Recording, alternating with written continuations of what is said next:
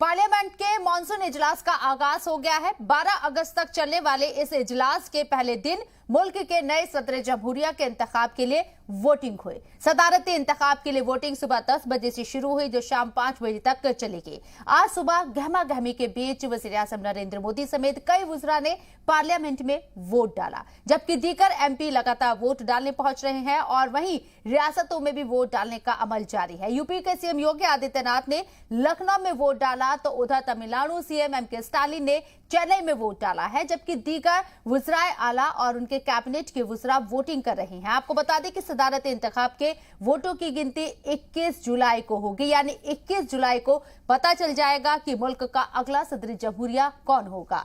NDA ने जहां झारखंड की साबिक गवर्नर द्रौपदी मुर्मू को उम्मीदवार बनाया है, वहीं अपोजिशन पार्टियों ने साबिक मरकजी वजीर यशवंत सिन्हा को कैंडिडेट बनाया।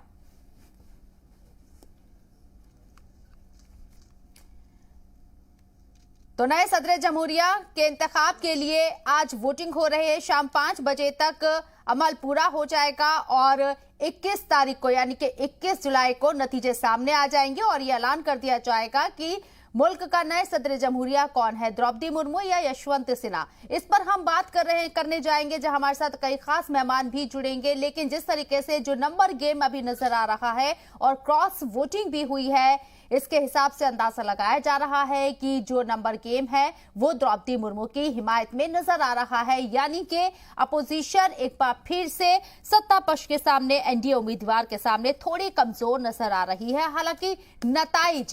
हालांकि नताइज 21 जुलाई को आएंगे, तस्वीर पूरी तरह से साफ हो जाएगी। वोटिंग का अमल आज पूरा हो रहा है। ये 6 तस्वीरें आपको दिखा रहे हैं, जहां आप देखेंगे किस तरीके से वोटिंग का अमल शुरू हुआ। वजीर आज़म नरेंद्र मोदी ने अपना वोट कास्ट किया और इसके साथ ही दूसरी तरफ आप देखेंगे वजीर दाखिला अमित शाह ने भी अपना वोट कास्ट किया।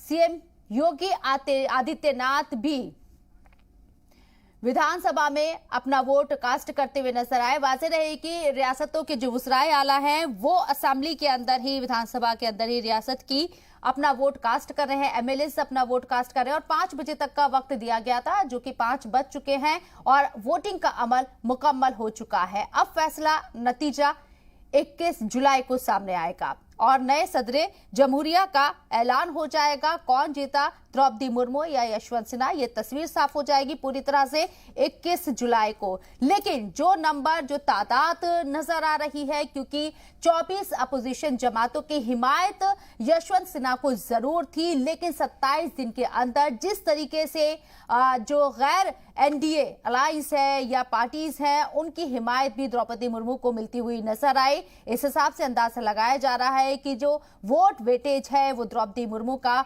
ज्यादा हो सकता है। ये तस्वीर आप देख रहे हैं, मुलायम सिंह यादव उस वक्त की तस्वीर है जब अपना वोट कास्ट करने के लिए व्हील चेयर पर पहुंचे थे।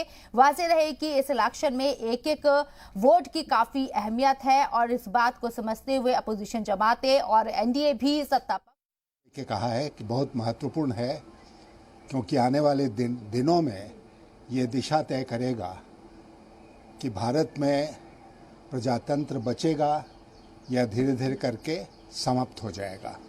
अभी तक जितने संकेत मिल रहे हैं उससे यही लग रहा है कि हम समाप्ति की ओर बढ़ रहे हैं और इसीलिए पूरे देश में घूमकर और मीडिया के माध्यम से और भी जितने माध्यम उपलब्ध से उनके माध्यम से मैंने पूरे देश में ये संदेश देने का प्रयास किया है कि ये राष्ट्रपति का चुनाव क्यों इतना महत्वपूर्ण है। अगर संपर्क में हैं तो उन्हें सूची जारी कर दें कौन संपर्क में। भारतीय जनता पार्टी से अच्छा झूठ, बड़ा झूठ और किसी को गुमराह करना हो, उससे बेहतर गुमराह कोई नहीं करता। इसीलिए लोकतंत्र की जरूरी है, लोकतंत्र बचे, लोकतंत्र में ईमानदार लोग आगे आए, सच्चे लोग आगे आए। समाजवादी पार्टी लोकतंत्र को बचाने के लिए यशवंत सिन्हा जी के पक्ष में मतदान करने जा रही है। देश की अर्थव्यवस्था क्या है, आप पड़ोसी देश देखिए, श्रीलंका में क्या हालत हो गई गलत नीतियों के कारण। कम से कम कोई ऐसा बैठे जो समय समय पर सरकार को बता सके। और आपने तो देखा था उत्तर प्रदेश में जो गवर्नर थे वो समय समय पे बताते थे किस जाति के लोग पोस्टेड हैं, क्या सरकार की कमी है। आज कौन बोल रहा है? अलग भाषा, अलग वेश, फिर भी अपना एक देश। एक हमारी बहन जनजाति समाज से आने वाली अब राष्ट्रपति बनेंगी। उत्साह से उनके पक्ष में मध्य प्रदेश में वोट हो रहा है और मैं तो यही अपील करूंगा कि दलगत सीमाओं से भी ऊपर उठ के हम अंतरात्मा की आवाज पर अपना वोट करें और बहन द्रौपदी मुर्मू को राष्ट्रपति बनाने में अपना भी योगदान दें। सभी जो भी वोटर्स हैं, विधायक, एमपीज वगैरह, वो सब वोट डाल रहे हैं। मैंने भी अभी जाके अपना वोट डाला और मैं उम्मीद करता हूं कि देश को सही और अगले अच्छे राष्ट्रपति मिलेंगे। उस वक्त के आप देख रहे हैं जब तमिलनाडु के सीएम एमके स्टालिन ने अपना वोट असेंबली के अंदर कास्ट किया। वोटिंग का अमल पूरा हो चुका है, नतीजे 21 जुलाई को आएंगे, लेकिन अब सुगबुगाहट तेज हो गई है। हालांकि काफी हद तक जो उम्मीद जाहिर की जा रही है वो द्रौपदी मुर्मू की हिमायत में नजर आ रही है, यानी कि द्रौपदी मुर्मू नई सत्र जमहूरिया बन सकती हैं, इसके इम्कान ज्यादा जाहिर किए जा रहे हैं। जो वोट वेटेज की बार बार बात हो रही है और अपोजिशन जमातों में भी दो फाड़ नजर आए हैं, यानी कि कई सारे लोग जो हैं, कई सारी जो अपोजिशन सियासी जमातें हैं वो भी द्रौपदी मुर्मू को सपोर्ट करती हुई नजर आई हैं।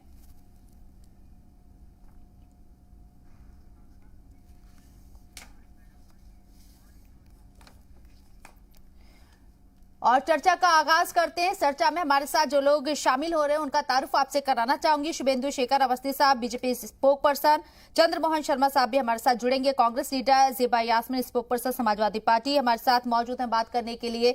इसके साथ ही धनंजय देव साहब भी स्पोक पर्सन जेडीयू जुड़ेंगे, साथ ही doctor Sunil Kaushik political analyst हमारे साथ मौजूद है बात करने के लिए। आप लोगों का इस्तकबाल है जी सलाम में। सबसे पहले ज़ेबा यास्मीन जी, आपसे मेरा सवाल। समाजवादी पार्टी लगातार यशवंत सिन्हा की हिमायत में, सपोर्ट में अपील करती रही है अपने एमएलएस को, एमपीज को, लेकिन अखिलेश यादव की अगर देखें कि उनसे नाराजगी शिवपाल यादव की इस हद तक बढ़ गई कि उन्होंने क्रॉस वोटिंग की है। समाजवादी पार्टी के 2 एमएलए क्रॉस वोटिंग कर चुके हैं आज। देखिए, हमारा इन सबसे गठबंधन था, लेकिन गठबंधन में विधानसभा चुनाव में हमारा गठबंधन था, उसके बाद ये स्वतंत्र हैं। अगर इनका स्टैंड है कि ये किसी और दल के साथ जाके क्रॉस वोटिंग करते हैं, वो उनकी अपनी सोच है और अपना डिसीजन है, उस पर हम डिक्टेट नहीं कर सकते। लेकिन हाँ, इस पे हमारी पार्टी विचार करेगी और आगे जो हमें लगेगा उस हिसाब से हम कार्रवाई करेंगे। लेकिन बात सिर्फ यहां तक सीमित नहीं रह जाती है ज़ेबा जी, क्योंकि जिस तरीके से शिवपाल यादव ने जो यहां वजह गिनाई है कि आप उस उम्मीदवार को सपोर्ट करने के लिए कह रहे हैं जिसने मुलायम सिंह यादव के ऊपर सवाल उठाए थे, और एक ऐसे शख्स को कैसे सपोर्ट किया जा सकता है। आइडियोलॉजी के ऊपर सवाल उठाए हैं शिवपाल यादव ने, इस पर भी हम बात करेंगे। मेरे साथ शुभेंदु शेखर अवस्थी साहब भी मौजूद है। जी कंप्लीट कीजिए ज़ेबा जी, कुछ कहना चाह रही शायद। हाँ, मैं, आपका सवाल बहुत वाजिब है कि जिस बात को शिवपाल जी ने उठाया है, देखिए ये राजनीति है। आज हम एक दूसरे के लिए कहते हैं, कल को एहसास करते हैं, फिर साथ आके काम करते हैं। जिस पार्टी के कैंडिडेट को उन्होंने वोट किया है, वो पार्टी शिवपाल जी को खुद बुरा भला कहती थी। वो पार्टी, बीजेपी पार्टी, आज भी कहती है गुंडों की पार्टी है, आतंकवादियों की पार्टी है। तो आतंकवादी किसे कहती है बीजेपी? नेताजी को कहती है, शिवपाल जी को कहती है, अखिलेश जी को कहती है। अगर ये जानते हुए भी वो उनके कैंडिडेट को वोट कर रहे हैं, दैट मीन्स कि जो वो रीजन दे रहे हैं वो गलत है, क्योंकि वो भी गलत कहते हैं, वो भी गलत कहते हैं। आप गलत रीजन दे रहे हैं, आपका झुकाव उधर है, आपको इसको कबूल कर देना चाहिए। ठीक है, तो क्या शिवपाल यादव बीजेपी के साथ साठगांठ कर रहे हैं आगे अलायंस बनाने के लिए? ये बात की बात है। बहरहाल मेरे साथ शुभेंदु शेखर साहब भी मौजूद है। शुभेंदु शेखर साहब, द्रौपदी मुर्मू को एनडीए ने अपना उम्मीदवार बनाया है, वोटिंग का अमल पूरा हो चुका है, 21 तारीख को नतीजे सामने आ जाएंगे। लेकिन जिस तरीके से द्रौपदी मुर्मू को आपने उम्मीदवार बनाया, अपोजिशन जमातें भी आपस में बढ़ती हुई नजर आई, क्योंकि उम्मीदवार ऐसा, अगर आप विरोध करते हैं तो आपकी किरकिरी होती है। बहुत सोच समझ के आपने उम्मीदवार उतारा। देखिए, राष्ट्रपति एक ऐसा चुनाव है जिसके लिए हमको अपनी पार्टियों से उठकर ऊपर देश के लिए कुछ चुनना है। देश की सर्वोच्च स्थान के लिए हम लोग चुनते हैं, और वहां पर कि कौन सी पार्टी का कैंडिडेट है, क्यों कैंडिडेट है, वो कौन किसको गाली दे रहा था, ये सब बातें नहीं आती हैं। कैंडिडेचर के ऊपर बात आती है। एक महिला जो एक बड़े ट्राइबल एरिया से आती हैं, जहां पर उनके पति, उनके पुत्रों का देहावसान हो जाता है, उसके बाद भी वो संघर्ष करती रहती हैं, एमएलए बनती हैं और उसके बाद फिर गवर्नर भी बनती हैं। आज भारत में भारतीय जनता पार्टी की सरकार ने ये दिखा लिया और दिखा दिया कि हम सब लोग एक विशेष रूप से पिछड़ी जातियों के लिए कितने ज्यादा हम सब लोग उनको ऊपर लाना चाहते हैं। और इसीलिए बहुत सारी विपक्ष की पार्टियां जैसे हमारा बीजेडी, साउथ की बहुत सारी पार्टियां, इवन शिवसेना के दोनों धड़ उसमें सपोर्ट कर रहे हैं। मेरे को लगता है ये भी एक तरीके का इतिहास है कि हमारे विपक्ष की पार्टियां भी जो हमारी विचारधाराओं से बहुत ज्यादा जुड़ी नहीं थी, पर राष्ट्रपति के पद के नाम पर उन्होंने विपक्ष का साथ छोड़कर द्रौपदी मुर्मू जी का सपोर्ट किया है। ये अपने आप में एक बड़ी बात है और बहुत ज्यादा मतों से जीतेंगी, ऐसा मेरे को लगता है। ठीक है, हमारे साथ डॉक्टर सुनील कौशिक भी हैं, पॉलिटिकल एनालिस्ट है। डॉक्टर सुनील कौशिक साहब, आपको लगता है ये जो चीजें गिनाई जा रही हैं ये इस इंतखाब के लिए काफी है, द्रौपदी मुर्मू को सपोर्ट करने के लिए अपोजिशन जमातों में जो दो फाड़ नजर आ रहा है? देखो, मैं कूटनीतिक तरीके से जब कोई निर्णय कोई पार्टी लेती है तो निश्चित तौर से विपक्ष हो या सिविल सोसाइटी के लोग हों या देश के लोग हों, निजी तौर से हम कह सकते हैं कि उनके साथ आना पड़ेगा। जो कोई भी राजनीतिक दल इस तरीके के निर्णय लेता है, ऐसा नहीं कांग्रेस ने पहले निर्णय नहीं लिया, पड़ा दाग को लेकर के निर्णय लिया, विपक्ष को आना पड़ा, कलाम साहब को लेकर के निर्णय हुआ। तो जब कोई अच्छा कैंडिडेट आता है और ऐसे समुदाय से आता है जिस समुदाय की कभी सुनी न गई हो, पिछड़ों का समुदाय रहा हो, या एक ऐसा नेता रहा हो जिससे सारे राजनीतिक दल के नेताओं से व्यक्तिगत अच्छे संबंध रहे हों, जो देश की राजनीति को अच्छी तरीके से समझता हो, तो निश्चित तौर से जो आज चीजें हैं ये विपक्ष को भी समझना पड़ेगा कि आजकल सब अंक का खेल है। चाहे सरकार चला रहे हो, चाहे किसी चुनाव को जीतने की बात हो रही हो, यदि अंक किसी राजनीतिक दल के पास है तो मुझे लगता है कि सर्वसम्पत्ति से कोई मुद्दा उठे और उसका निर्णय भी प्यार से और मोहब्बत से लिया जाए तो एक लोकतंत्र के लिए एक सीख होती है। जो बीजेपी ने निर्णय लिया, मुझे लगता है कि एक सरकार की गलती थी। प्रधानमंत्री जी को विपक्ष में बैठे हुए सारे राजनीतिक दलों को बुलाना चाहिए था, चाहे जेपी नड्डा साहब हों, उनको राजनीतिक दलों को बुलाना चाहिए था, और राष्ट्रपति और उपराष्ट्रपति के लिए एक चर्चा मुझे लगता है बड़ा दिल दिखाते हुए करनी चाहिए थी। लेकिन राजनीति है, अगले साल चुनाव हैं, फिर 2024 में चुनाव है, एक संदेश देने का प्रयास हर राजनीतिक दल करना चाहता है। पिछली बार भी आपने देखा होगा कि राष्ट्रपति को चुनाव को लेकर के कितनी सरगर्मियां तेज थीं, और कभी हमने सोचा भी नहीं था कि ऐसे मुद्दों पर भी राष्ट्रपति का चुनाव लड़ा जाएगा, कि एक अनुसूचित जाति के ऊपर मुद्दा बना दिया गया हो कि इस समुदाय से कौन आएगा और किस तरीके से चुनाव लड़ा गया। दोनों तरफ से एक ही वर्ग के लोग थे, एक तरफ महिला, एक तरफ पुरुष। मीरा कुमार जी को लाया था कांग्रेस की तरफ से और वो सत्ता पक्ष उसको जीता भी। लेकिन जब ऐसी चीजें होती हैं कूटनीतिक तरीके से, तो मुझे लगता है कि सरकार की साथ जिम्मेदारी होती है कि किस तरीके से चुनाव को अच्छे तरीके से जीता जाए। अंक आपके साथ जरूर हो सकते हैं, लेकिन आप देखिए कि बहुत से ऐसे राजनीतिक दल जो यूपीए के साथ थे, अंतोगत्वा लास्ट में एनडीए के साथ आए, और बहुत सारी आप देखें आज के समाचार आप देखेंगे तो क्रॉस वोटिंग हो रही है। और क्रॉस वोटिंग जब होती है जब मुझे लगता है कि किसी भी दल का राष्ट्रीय नेतृत्व जब मिलजुल कर निर्णय नहीं लेता है और थोपे जाते हैं कि नहीं आपको ये करना ही है। जैसे आपने उत्तर प्रदेश में जिक्र किया कि यदि अखिलेश यादव जी ने सारे राजनीतिक दलों को बुलाया होता जिनके साथ आपने 2022 का चुनाव लड़ा था, तो कुछ और पहल होती, कुछ और बातें होती। घर में गुस्सा हो सकती है, नाराजगी हो सकती है, लेकिन उन्होंने बुलाया ही नहीं। और झट से आपने देखा होगा कि मुख्यमंत्री योगी जी की तरफ से तुरंत फोन पहुंच गया और डिनर पे उनको बुलाया गया। तो ये राजनीतिक स्थितियों को भांपते हुए तत्कालिक जो निर्णय कूटनीतिक तरीके से लिए जाते हैं, उनका संदेश बहुत दूर तक जाता है। और ये अखिलेश जी को भी समझना पड़ेगा उत्तर प्रदेश की राजनीति में कि कम से कम ऐसे मौके विपक्ष को न दें कि जिससे कि विपक्ष आपके ही द्वारा खेले हुए खेल को का लाभ सत्ता पक्ष उठाए। बहुत सारी चीजें, आप पांच साल मुख्यमंत्री रहे हैं, एक ऐसे घर से आते हैं जहां राजनीति आपने बहुत बचपन से देखी है, उसके बावजूद भी यदि ऐसी परिस्थितियां उत्तर प्रदेश में बन जाएं जहां आप ही के घटक दल आप ही से नाराजगी व्यक्त करें और निर्णय लेने के लिए बार बार कहें या बदलने के लिए बार बार कहें, तो मुझे लगता है एक बार कम से कम, चाहे रिजल्ट उसका कुछ भी होता है, एक बार कम से कम बैठकर उन लोगों से वार्ता करनी चाहिए थी कि जिससे कार्यकर्ताओं में यह संदेश जाता है कि राष्ट्रीय अध्यक्ष रहते हुए सुना। बहुत ज्यादा जो है वो मुखर नजर आ रहे हैं, बहुत सख्त अल्फाज का इस्तेमाल कर रहे हैं कि भैया अखिलेश यादव ही जो है वो रास्ते से भटक गए हैं। हालांकि चर्चा को मैं इस तरफ नहीं मोड़ना चाह रही हूं क्योंकि हम सदारती इंतखाब के ऊपर बात कर रहे हैं। चंद्रमोहन शर्मा जी भी कांग्रेस लीडर मेरे साथ जुड़ गए हैं बात करने के लिए। चंद्रमोहन शर्मा जी, आज वोटिंग का अमल पूरा हो चुका है, नतीजे 21 जुलाई को आएंगे, लेकिन इससे पहले जो बयानबाजी हुई है और जो बयान यशवंत सिन्हा की तरफ से सामने आया है, उन्होंने कहा है कि अंतरात्मा की आवाज को सुनिए, जमहूरियत खतरे में है।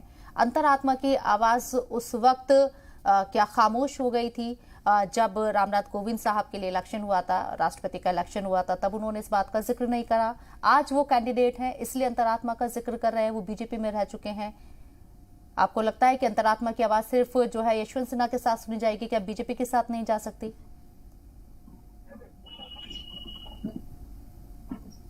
कि अंतरात्मा की आवाज तो भाजपा के विधायकों और उनके सांसदों को और उनके नेताओं को सुननी ही चाहिए, क्योंकि जो यशवंत सिन्हा है वो उन्हीं की पार्टी के द्वारा उन्हीं के वक्त के तीसरे नंबर के नेता रहे हैं और किसी समय उनके नेताओं ने उनके लिए जब वित्तीय मंत्री थे तो बहुत सारी मुखारबिंद होकर उनके लिए प्रशंसा के युक्त बातें भी कही थी।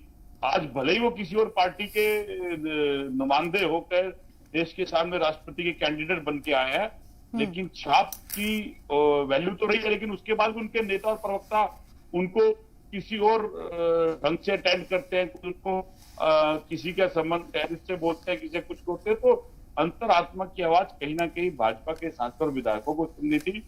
अगर उन्होंने सुनी होगी तो एक राष्ट्रपति के चुनाव के अंदर सकारात्मक चुनाव के रूप की तरह एक सकारात्मक कैंडिडेट सामने आएगा।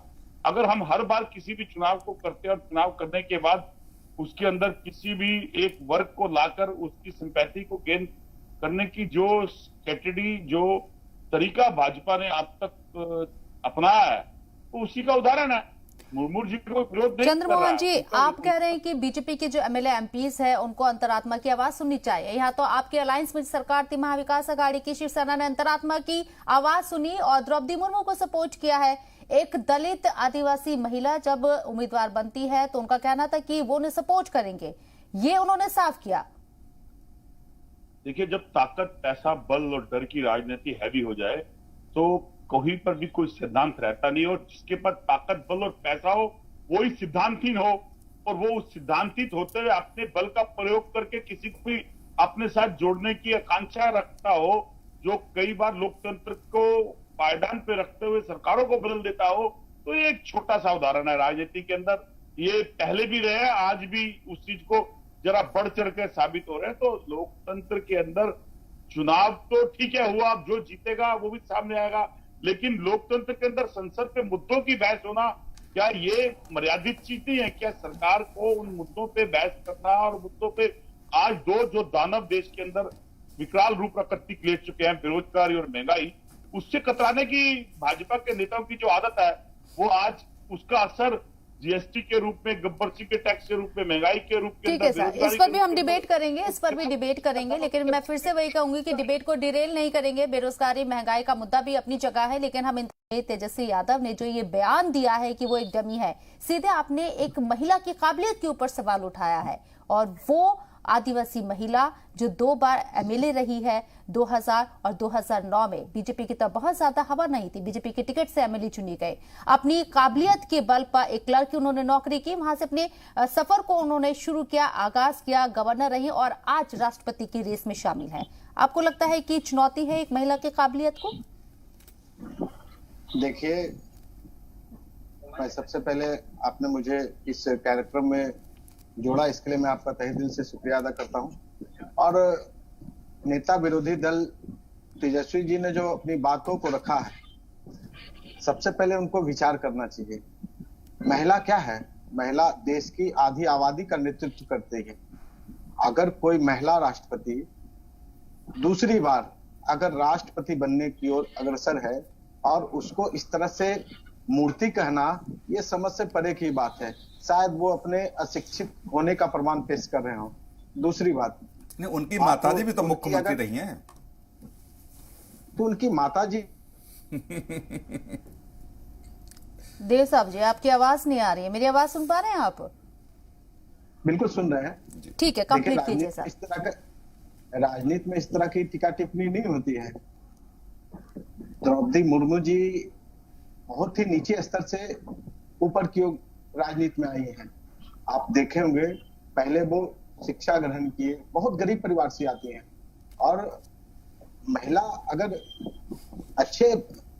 उनको नेतृत्व मिले तो अच्छा कर सकती है। इस पर टीका टिप्पणी करना मेरे लिए कहीं उचित नहीं है। और तेजस्वी जी ने जो अपनी बात को रखा है वो निश्चित रूप से निराधार है, बेतुका बयान है उनका, और राजनीति में बने रहने के लिए इस तरह का बयानबाजी करना उचित नहीं लगता है मुझे। ठीक है, और भी लोग हैं हमारे साथ। ज़ेबा जी, उत्तर प्रदेश की बात करते हैं। उत्तर प्रदेश बहुत बड़ा प्रदेश है, सबसे बड़ा प्रदेश कहा जाता है, और वोट वेटेज भी जो है उत्तर प्रदेश का एमएलए का सबसे ज्यादा है, 208 है। आपको लगता है कि समाजवादी पार्टी एक मजबूत अपोजिशन पार्टी है उत्तर प्रदेश के अंदर मौजूदा असेंबली इलेक्शन के बाद से, जिस तरीके से समाजवादी पार्टी ने अपनी इमेज जो बनाई है, लेकिन अखिलेश यादव के कैरेक्टर को लेकर, उनके किरदार को लेकर, उनकी समझ को लेकर, राजनीतिक समझ को लेकर बार बार सवाल उठाए जा रहे हैं। आपको लगता है ये महज सिलसिला सदारती इंतखाब तक नहीं रुकेगा, क्योंकि 2024 में भी इलेक्शन है और इसका असर उस पर पड़ेगा? जी बिल्कुल, देखिए जो विपक्ष है वो अपनी जगह संघर्ष कर रहा है, पूरी मेहनत कर रहा है, 2024 में भी करेगा, आगे भी करेगा। अभी कुछ बातें हो रही थी डिबेट में, जैसे आपने भी कहा और बीजेपी के प्रवक्ता ने भी कहा कि द्रौपदी मुर्मू जी का हम लोग समर्थन कर रहे हैं, वो महिला हैं, बहुत ही पिछड़े समुदाय से आती हैं। देखिए, विपक्ष ना ही महिला के खिलाफ है, ना पिछड़े समुदाय के खिलाफ है। किसी भी सीट पे अगर आप कोई पिछड़ा खड़ा होता है, मतलब नहीं कि विपक्ष उस पे अपना कैंडिडेट नहीं उतारेगा। विपक्ष का हक है, कैंडिडेट उतारेगा, लेकिन उसका मतलब ये नहीं हुआ कि वो महिला विरोधी है या किसी समुदाय के विरोधी है, ऐसा नहीं है। देखिए, हम क्या चाहते हैं, प्रेसिडेंट का क्या रोल है भाई? अगर पीएम कोई डिसीजन ले रहा है और लोग उससे वाकिफ नहीं रखते हैं, तो भाई प्रेसिडेंट उसमें इंटरफेयर कर सके। दो राय होंगी, दो डिसीजंस होंगे, तो शायद कुछ गलत डिसीजंस ना हो, तो इस वजह से प्रेसिडेंट होता है। लेकिन अभी तक हम जो देख रहे हैं कि पिछले कार्यकाल में एक भी इंटरफेरेंस प्रेसिडेंट की तरफ से नहीं हुआ था। तो चाहे वो तेजस्वी जी का स्टेटमेंट हो या जो ऑपोजिशन भी बात रख रहा है कि हमें कोई डमी कैंडिडेट नहीं चाहिए, इट्स नॉट अबाउट फीमेल, महिला और पुरुष की बात नहीं हो रही है। हम चाह रहे हैं जो भी प्रेसिडेंट बने, कम से कम वो अपनी बात रखे। अगर वो मतलब इत्तेफाक नहीं रखता है प्रेसिडेंट के, प्राइम मिनिस्टर के किसी रोल से, तो वो इंटरफेयर कर सके। बस विपक्ष का इतना रोल है, इतना कहना है। और हम, ये तो लोकतंत्र का हिस्सा है भाई। अगर कोई पद बना है तो उस पद की गरिमा, उस पद के अपने रोल होते हैं। और अगर डमी एक कैरेक्टर ले आते हैं जो कुछ बोलता ही नहीं है, वो एक एहसान तले रहता है भाजपा के कि भाजपा ने हमें आगे लाके एहसान कर दिया है, तो हम कैसे खिलाफत करें, तो ये नहीं होना चाहिए। और ये जो कह रहे हैं बीजेपी की, एक बात और रखूंगी मैं, बीजेपी कह रही है कि हम बहुत अति पिछड़ों के साथ खड़े हैं। अभी शबनम जी, आई गेस मैं नाम सही ले रही हूँ, मेरठ में एक केस हुआ है कि एक कूड़ा उठाने वाला बेचारा संविदा कर्मचारी, 5,000 उसकी तनख्वाह थी, उसके कूड़ेदान में शायद योगी जी और मोदी जी की तस्वीर थी, उसको तत्काल बर्खास्त कर दिया गया। आखिर वो खरीद के तो उसने नहीं रखी होगी ना कूड़ेदान में, किसी ने फेंका होगा। तो आप ये तो इंसानियत के खिलाफ है जो आपने किया भाई। उसने जानबूझ के नहीं आपको कूड़े के डब्बे में डाला, किसी ने बेचा होगा या फेंका होगा। आप एक तरफ उस कर्मचारी को तत्काल बर्खास्त करते हो, दूसरी तरफ आप टीवी डिबेट पे बैठ के करते हैं हम पिछड़ों के साथ हैं। किस पिछड़ों के साथ है? जब पिछड़ों के साथ अन्याय होता है, क्या दिखावे के लिए टीवी चैनल पे किसी सफाई कर्मी का आपने पैर धो लिया, ये न्याय होता है? और जो मेरठ में उस आदमी को आपने बर्खास्त कर दिया, आज उसका रोता हुआ वीडियो वायरल हो रहा है, अब आपकी इंसानियत कहाँ गई? अब वो पिछड़े हुए लोगों के लिए जो आपके दिल में नरमी है वो कहाँ गई? हम जानना चाहते हैं ना। तो विपक्ष कहता है कि दिखावा मत करिए पिछड़ों के साथ रहने का, करके दिखाइए। ठीक है, शुभेंदु साहब जवाब देंगे इस पर? 2022, 2023 और 2024 साधने के लिए द्रौपदी मुर्मू, लेकिन जमीनी सतह पर तस्वीर कुछ और। देखिए शबनम जी, ये बात जिस विषय पर वो कह रही हैं उसकी जानकारी नहीं है मेरे को, और मैं बिना जानकारी लिए कोई स्टेटमेंट देना नहीं चाहता हूं, ना ही टीवी पे अभी इन्होंने बताया है। मैं इनको खुद जानकारी के साथ बताऊंगा कि क्या मैटर है, इसलिए बिना मैटर की जानकारी देना ठीक नहीं। दूसरी चीज, आप कब देखिए, इसके पहले का चुनाव, उसमें कोविंद जी को लाया गया, वो भी एक विशेष अनुसूचित जाति के थे, पिछड़े समाज से थे। और जहां तक ये जो पिछड़े समाज की बात करने वाले लोग हैं, समाजवाद को बात करने वाले लोग हैं, ये परिवारवाद पे आके अटक गए हैं। और मैं तो बड़ा आश्चर्यचकित हूं सपा की प्रवक्ताओं के बात सुनकर कि जो समाजवाद की बात करते करते परिवारवाद पे अटका हुआ हो, और जिसके राज्य में सभी 22, 23, 24, 25 जितने भी रिश्तेदार थे, सभी कहीं ना कहीं पोस्ट पे थे, मुख्यमंत्री से लेके नीचे तक, वो हमको समझा रहे हैं कि किस तरीके से एक अनुसूचित जाति के लोगों को ख्याल रखा जाता है। आप ही तो वो थे जो मायावती के हत्या के पूरा प्रयास में पकड़े गए थे, और बिल्कुल यदि कुछ लोग ना आ जाते, मेरे को याद आ रहा है ब्रह्मदत्त द्विवेदी जी का नाम, यदि वो बीच में नहीं आ जाते तो शायद उस दिन हत्या हो जाती। और कौन लोग थे वो, शायद प्रवक्ता को नहीं मालूम होगा। तो जैसे लोग हैं, जैसी बातें हैं, जैसी सोच है, वैसे ही बातें करेंगे। विषय चल रहा है देश के एक बड़े राष्ट्रपति चुनाव की बात, और मेरठ की जिस बात को कर रहे हैं, जिसकी जानकारी भी नहीं है, दोनों को जोड़ा जा रहा है। हम तो यह कहना चाह रहे हैं कि आपके बहुत सारे लोगों ने भी आज वोट दिया होगा द्रौपदी मुर्मू को, जो सपा के लोग हैं, जो सपा के साथ चुनाव लड़े थे। और इसके लिए हम उन सब लोगों को, जिन्होंने यशवंत जी के ने कहा कि अंतरात्मा, तो मेरे को लगता है कि विपक्ष के बहुत सारे लोग की अंतरात्मा में ये बात आई होगी कि हमें द्रौपदी मुर्मू को वोट देना चाहिए, इसलिए वोट दिया है। अच्छा शुभेंदु जी, और एक सवाल है मेरा, लेकिन मुझे ब्रेक के लिए रुकना पड़ रहा है। ब्रेक से लौटूंगी तो सवाल का जवाब दीजिएगा कि आप जो अपोजिशन जमाते हैं और पार्टी मीटिंग बुलाकर आप डिस्कस नहीं करते हैं, अकेले फैसला ले लेते हैं। कौशिक साहब ने ये मसला भी उठाया, ऐसा क्यों? क्या किसी तरह का गुरूर है? एक छोटा सा ब्रेक, जल्द हाजिर होंगे।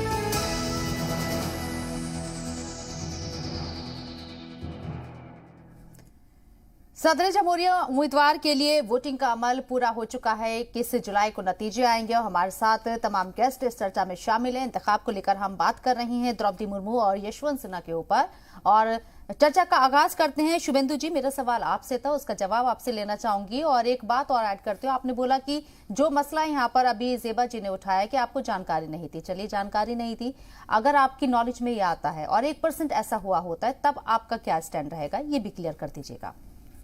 जी, सबसे पहला आपने प्रश्न पूछा कि अपोजिशन को क्यों नहीं बुलाया गया या उनसे क्यों नहीं बात की गई।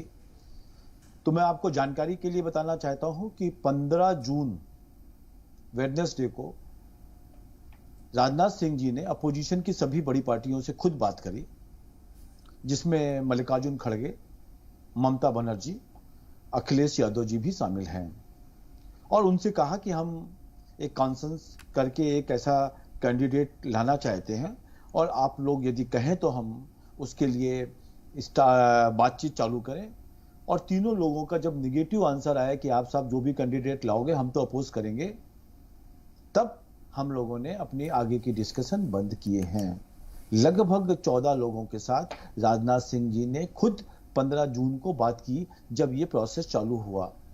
तो जो लोग ये कह रहे हैं कि बुला के बात नहीं करी गई, हमने सभी पार्टियों के, विपक्ष के सभी पार्टियों को, और राजनाथ सिंह जी हमारी पार्टी के एक प्रमुख व्यक्ति हैं, हमारे राष्ट्रीय अध्यक्ष रहे हैं और अभी आज के रक्षा मंत्री हैं, और उनके संबंध भी सबसे बहुत अच्छे हैं। सभी अपोजिशन पार्टी से बात करने के बाद फिर ये तय हुआ कि जब उनका ये एटीट्यूड सामने आया, तो पहला प्रश्न का जवाब हमने आपको दिया है, और आप चाहें तो उस समय के न्यूज़पेपर्स को निकालकर या गूगल पे सर्च करके पता लगा सकते हैं।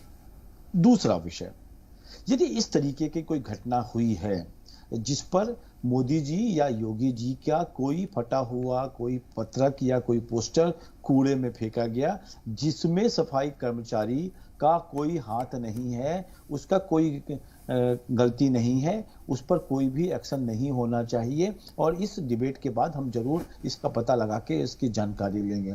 परंतु यदि उस सफाई कर्मचारी ने कुछ जानबूझ के किया गया है तो उस पर एक्शन भी होना चाहिए।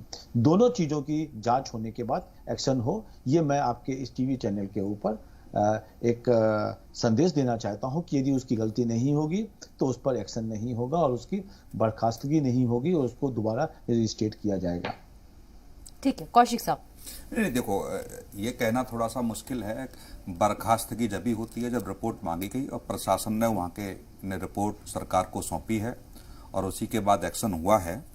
लेकिन मुझे लगता है कि बड़ा दिल दिखाते हुए सरकार को कम से कम, जैसे बहुत सारे लोग सफाई कर्मचारी होते हैं उनको नियम कानून की जानकारी नहीं है, लेकिन जो कार्रवाई सफाई कर्मचारी के ऊपर हुई है वो बिल्कुल नियमानुसार हुई है।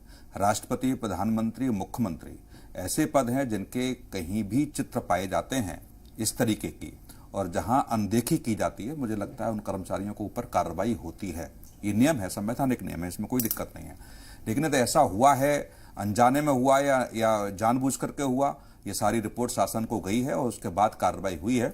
लेकिन सरकार को मैं व्यक्तिगत तौर से कहूँगा, एक बड़ा दिल दिखाते हुए इतनी बड़ी कार्रवाई उसके साथ नहीं करनी चाहिए थी, क्योंकि जो इस तरीके के जो सफाई कर्मचारी बहुत पढ़े लिखे लोग नहीं होते हैं, नियमावली की उनको जानकारी नहीं होती है कि क्या नियम है क्या नियम नहीं है।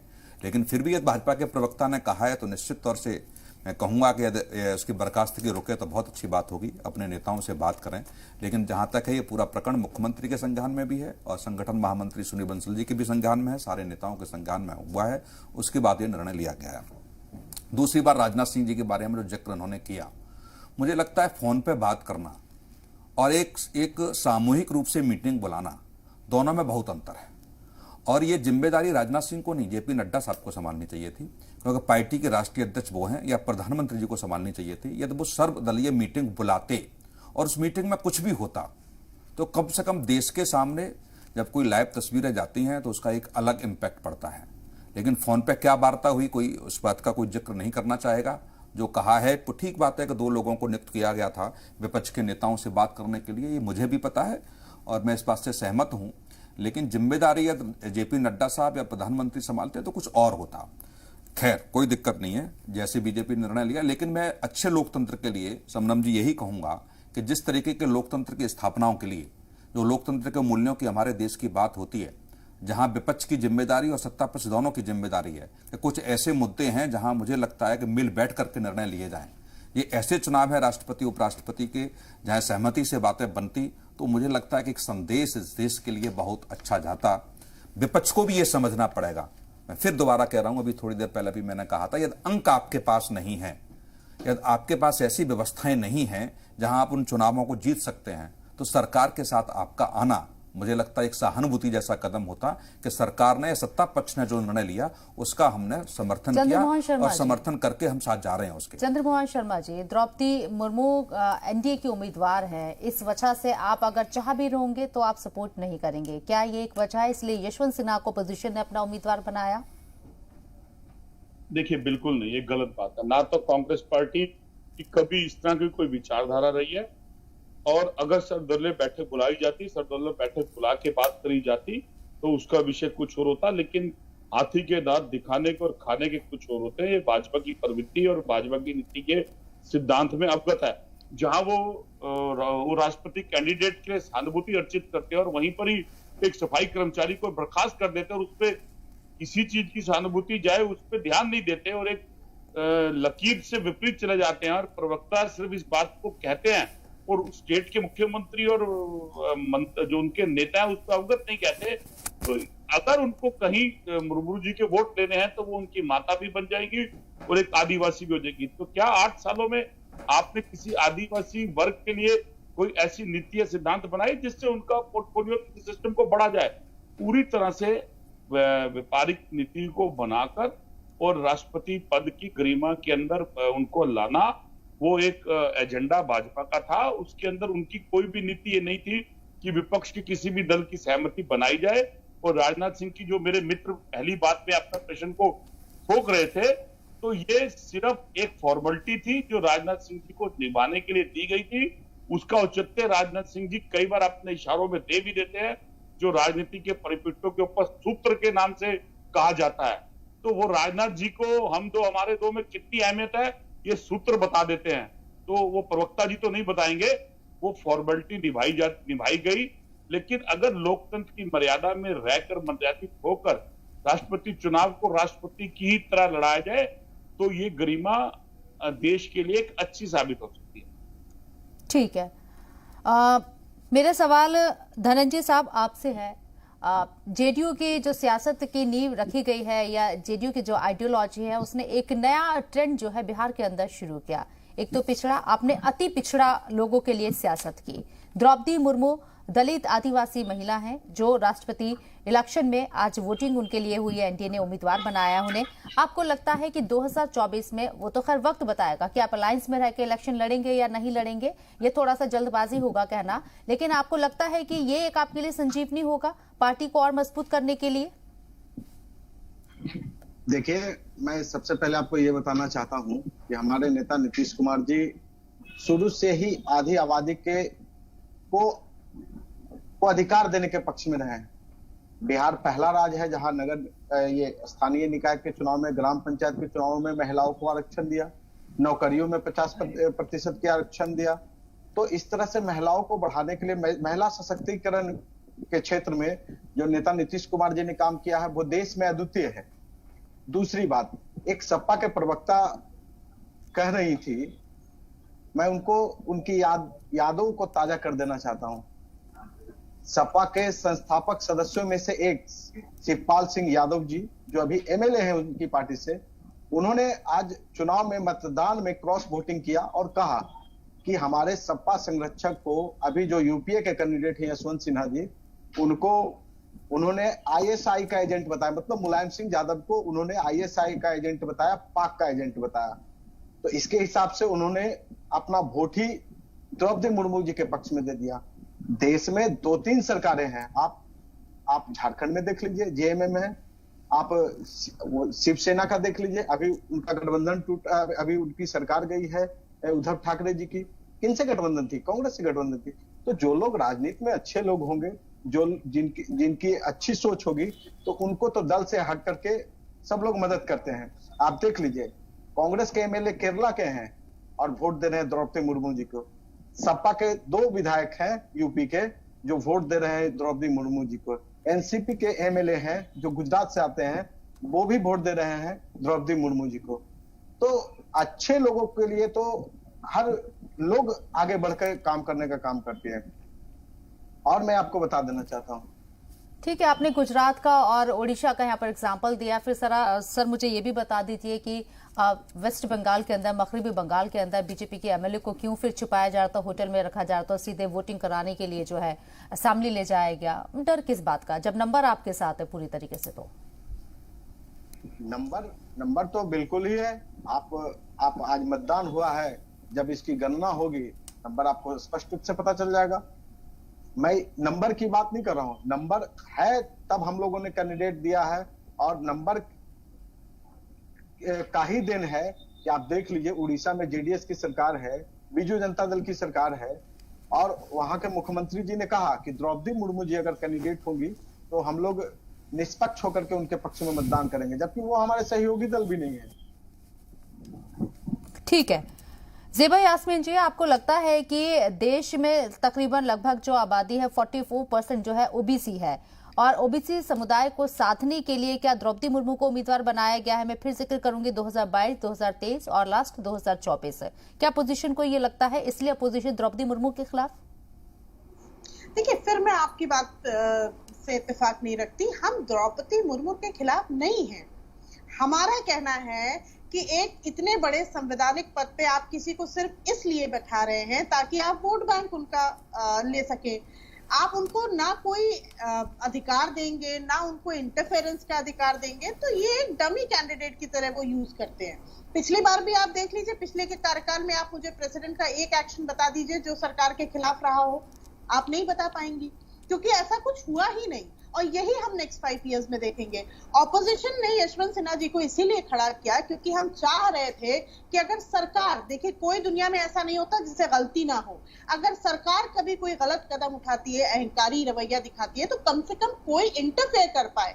ये हमारा स्टैंड है। अभी डिबेट पे बात हो रही थी कि अगर आप आंकड़े में कम हैं तो आप सरकार के साथ चले जाइए। आप बताइए, अगर मैं इस बात से अग्री कर जाऊं तो ऑपोजिशन का मतलब क्या है? हम ऑपोजिशन में इसीलिए तो कम हैं कि हमारे आंकड़े कम हैं। हमारे 111 विधायक हैं, तो हम ऑपोजिशन में तो हर जगह हम चुनाव ही न लड़े। फिर ये सपा की प्रवक्ता को ये देश को बताना चाहिए कि ऐसा कौन सा राष्ट्रपति प्रत्याशी रहा है जिसने इंटरफियर किया है। कोई ऐसा राष्ट्रपति रहा है इस देश का जहां बिना सरकार की सहमति के जो राष्ट्रपति रहे और इंटरफेयर किया हो? साइलेंट भी नहीं रहा सर, इतना साइलेंट भी नहीं रहा। नहीं, एक नाम तो बताइए इस सवाल से। कौशिक साहब, दर्शक कम से कम समझ तो जाएंगे कहां अब गलत हो रहा है। पिछले 5 साल के कार्यकाल में आप एक्शन बता दीजिए मुझे एक। ठीक है, मुझे एक एक्शन तो आप बता दीजिए, इससे पिछले साल में बता दीजिए, आप पिछले वर्षों में आप बता दीजिए।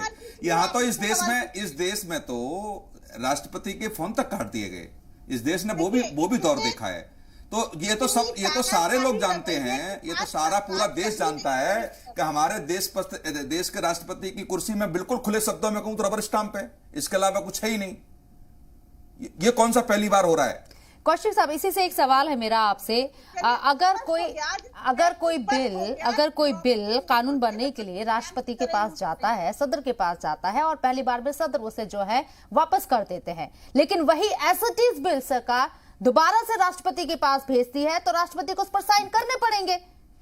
नहीं, मैं वही कह रहा हूं, जो संवैधानिक व्यवस्था इन नेताओं ने जो तैयार किए हैं, जब संवैधानिक ढांचा तैयार हुआ होगा, जैसे अभी हाल फिलहाल आप देखते होंगे कि तमाम एजेंसियों पे आरोप लगते हैं कि साहब वो सरकार के इशारे पर काम कर रही है।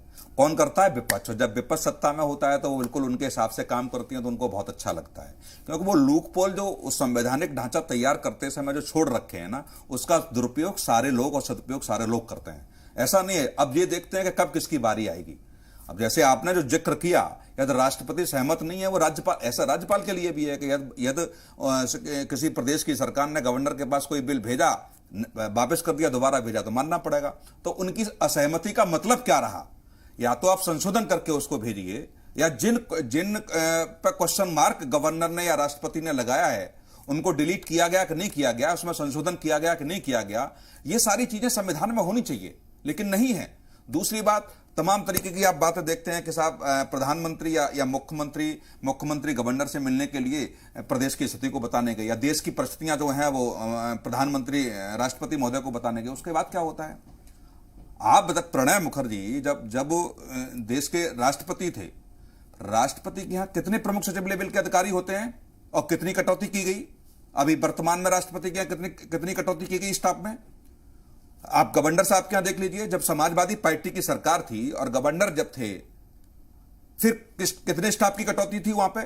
तो ये सब जो सरकारें होती हैं, और सरकार से जब तालमेल नहीं होता है तब ऐसी परिस्थितियां बनती हैं। ऐसा नहीं पहली बार हो रहा है, और इसमें सारे राजनीतिक दलों को बड़ा ईमानदारी से आगे आना पड़ेगा। ये कुछ ऐसी चीजें हैं तो इनको बंद कैसे किया जाए। अब केवल आप कहेंगे कि फायदा हम उठाएंगे, अगली बार हम सत्ता में आएंगे तो इनका फायदा हम उठाएंगे। यदि इनकी स्थिति बनेगी, आप महाराष्ट्र में आपने देखा ना, अभी उत्तराखंड के प्रकरण में आपने देखा ना, तो ऐसे तमाम ऐसे एग्जाम्पल हैं कि यदि 1/3 पहले तो दल बदल कानून लागू होगा, फिर 1/3 ले आए, फिर 2/3 ले आए, अब क्या होगा। तो ये अब सारी चीजों के पीछे के रास्ते से इनके पास हैं। अब एक और फॉर्मूला बहुत दिन से निकल के चला आया है कि विधायक नहीं है तो इस्तीफा दे दीजिए, कोई नियम कानून नहीं है, फिर आप उसके बाद क्या कहते हैं फ्लोर टेस्ट करा लीजिए, आपकी सरकार बन जाएगी। तो ये सारे राजनीतिक दलों पर लागू होता है। यदि ईमानदारी से सोचेंगे तो ठीक है, केवल सत्ता का फॉर्मूला उसको मानेंगे कि इस लूपहोल के माध्यम से या इस संवैधानिक नियम के हिसाब से हम कैसे सत्ता तक पहुंचे, तो ये होता रहा है और हो रहा है और भविष्य में भी होता रहेगा। ये केवल आरोप लगाने की बात नहीं है कि आप विपक्ष में बैठ के चीजें आपको लग रही है तब आप कह रहे हैं कि साहब राष्ट्रपति तो ऐसा होना चाहिए कि जैसा सवाल सरकार पर सवाल खड़े होते हैं तो कम से कम सुने। और पिछली बार जब क्या हुआ, जब पिछली बार राष्ट्रपति थे तो ये तो आज बीजेपी कर रही है, वो कांग्रेस ने भी किया है। और कांग्रेस की जब सरकार थी तो समाजवादी पार्टी का उस समय समर्थन था। खुद मुलायम सिंह जी ने कहा कम से कम 4 बार सीबीआई का दुरुपयोग, सीबीआई का डर दिखाती है कांग्रेस। उसमें क्या जो सीबीआई के अधिकारी हैं या सीबीआई का जो संवैधानिक ढांचा तैयार किया गया, क्या कोई भी सांसद या कोई भी पार्टी या बिल लेकर के संसद में लेकर के आए कि यहां ये संवैधानिक ढांचे में यहां बदलाव होना चाहिए? ठीक है, ऐसी तमाम ऐसी चीजें हैं। मुझे लगता है कि राजनीतिक दल इस संबंध में ईमानदारी से राजनीति करेंगे तो बहुत कुछ बदलने के लिए है इस देश में, लेकिन केवल और केवल अपनी अपनी बारी का इंतजार राजनीतिक दल करते हैं कि जो लूपहोल है उनका फायदा जब हम सत्ता में पहुंचेंगे तो कैसे उठाएंगे। ठीक है, शुभेंदु शेखर अवस्थी साहब, एक परसेप्शन आऊंगी, चंद्रमोहन जी आपके पास में आऊंगी। एक परसेप्शन बनाया गया है कि जो बीजेपी है, एनडीए है, संवैधानिक पदों पर एडमिनिस्ट्रेशन में अपनी जड़ें मजबूत कर रही है, और ये इल्जाम आज से नहीं 2014 के बाद से आपके ऊपर लगातार लग रहे हैं। देखिए, मैं आपको क्या बताऊं और क्या कहूं। अभी मेरे पास एक इंफॉर्मेशन आई है कि आसाम के जितने भी कांग्रेस के लोग हैं उन्होंने मासिव क्रॉस वोटिंग करी है, और यशवंत जी ने कहा है कि हॉर्स ट्रेडिंग कर दी गई। तो ये सब घटनाएं हो रही हैं। अभी आपने देखा कि गोवा में क्या हुआ। तो जब लोगों में राष्ट्रीय स्तर पर एक बहुत कमजोर नेता होता है तब ऐसी चीजें होती हैं, और उसके लिए जवाब में ये लोग ये कहते हैं कि हॉर्स ट्रेडिंग हो गई, ये हो गया, वो हो गया। मेरा चंद्रमोहन जी को और चंद्रमोहन जी की पार्टी को ये कहना है कि यदि मजबूत लोकतंत्र रहेगा तो देश के लिए अच्छा है, और उसके लिए आप प्रयास करें और उसके लिए एक मजबूत नेतृत्व भी लाएं। अभी 1 मिनट पहले मेरे पास मैसेज आया कि आसाम के बहुत सारे कांग्रेसी नेताओं ने, कांग्रेसी एमएलएस ने क्रॉस वोटिंग करी है, और उसके बाद उनका स्टेटमेंट भी देखा मैंने यशवंत सिन्हा जी का। देखिए, ये सब चीजें कहते रहेंगे कि ईडी, बीडी, सीडी, क्या क्या, सीबीआई, जो प्रश्न पूछा जाएगा उसका प्रश्न का जवाब नहीं देंगे। यदि कहीं गलती से 2000 करोड़ की प्रॉपर्टी को यदि वो 50 लाख में लेना चाहते हैं, हड़पना चाहते हैं, तो यदि ईडी आता है तो लगता है कि ईडी ने गलत कर दिया। और ऐसी बहुत सारी घटनाएं हैं। यदि दिल्ली की भी देखें तो सत्येंद्र जैन की बात को लोग कहते हैं कि ईडी ने गलत कर दिया। इसीलिए तो शुभेंदु शेखर साहब, यशवंत सिन्हा कह रहे हैं कि मजबूत लोकतंत्र जो है, अभी जमहूरियत खतरे में है और उन्हें वोट करिए लोकतंत्र को मजबूत करने के लिए। वो भी तो यही कह रहे हैं। नहीं है, उनको भाजपा ने टिकट नहीं दिया, उनके बेटे को टिकट दिया, इसलिए जमहूरियत खतरे में हो गई। यदि उनको भी टिकट दिया गया होता तो जमहूरियत खतरे में नहीं होती। तो ये सब विषय हैं, उनके व्यक्तिगत विषय हैं, बहुत ज्यादा ना ही बोले हम तो अच्छा है। मेरा ये कहना है कि ये सब राजनीति है, कब किसके साथ कौन है। और वैसे भी यशवंत सिन्हा जी चौथे चॉइस के कैंडिडेट हैं। इनके पहले 3 लोगों ने मना कर दिया तो फिर यशवंत सिन्हा जी को बनाया गया। मेरे को लगता है कि ये लोग भी फॉर्मेलिटी कर रहे थे कि एक विपक्ष का कोई भी कैंडिडेट मिल जाए, वरना सबसे पहले पवार साहब, नहीं, फिर आपको वो आपको ऐसे फारूक क्यों साहब- लगा सर कि ये फॉर्मेलिटी है? जो हमारे पास आंकड़े हैं, काफी लोग सपोर्ट में हैं यशवंत सिन्हा की, हालांकि नंबर गेम में आपसे भले ही पीछे हो सकते हैं, लेकिन मजबूत उम्मीदवार तो अपोजिशन के वो भी है। जब वो राष्ट्रीय मुद्दों पर, रक्षा के मुद्दों पर भी एक साथ नहीं खड़े होते हैं, जहां पर पाकिस्तान पर अटैक होता है तब भी साथ नहीं खड़े हो सकते और हमसे प्रश्न पूछते हैं, तो वो तो राष्ट्रपति का विषय तो बड़ा विषय उनको ठीक नहीं है। लगता होगा। ठीक है, जेबा जी लास्ट कमेंट। देखिए, भाजपा के प्रवक्ता के लिए मेरे पास शब्द नहीं है, क्योंकि उन्हें ऐसा लगता है वही सबसे राष्ट्र हित में काम करते हैं। और अभी पाकिस्तान, देखिए पाकिस्तान का नाम लिए बगैर तो कोई डिबेट नहीं पूरी होती। चाइना कहां तक घुस के अंदर चला आया है, ये कभी बात नहीं करना पसंद करते। प्रवक्ता महोदय अभी कहेंगे, जैसे मेरठ की जानकारी नहीं थी, अभी कहेंगे कि हमें जानकारी नहीं है चाइना कहां तक कब्जा कर चुका है, क्योंकि महोदय बहुत इनोसेंट है, इन्हें कुछ जानकारी नहीं है। जहां तक बात आप नहीं, अभी असम की जानकारी है, सबसे पहले मैसेज उन्होंने ही पढ़ के बताया है यास्मीन जी। लेकिन सदम जी वो भी बहुत लेट है। कैसे होती है, बनी बनी सरकार ये गिराए आते हैं, उसके बाद कहते हैं कि लोग अपने आप समर्थन दे रहे हैं। अरे भाजपा के महोदय, अपने आप कोई समर्थन नहीं देता है, जितना अच्छा ऑफर होता है तब समर्थन देता है, कोई आपकी मोहब्बत में समर्थन नहीं देता है एमएलए। चलिए, ये राजनीति है और जब शुरुआत होती है बास अदालतें इंतखाब की होती है, लेकिन पाकिस्तान चाइना भी इसमें आ जाता है। ये भी डिबेट का एक जरिया है अपनी अपनी बात रखने का। बहरहाल बहुत बहुत शुक्रिया आप लोगों का इस चर्चा में शामिल होने के लिए, अपना कीमती वक्त देने के लिए। इसी के साथ मुझे दीजिए इजाजत, आदाब।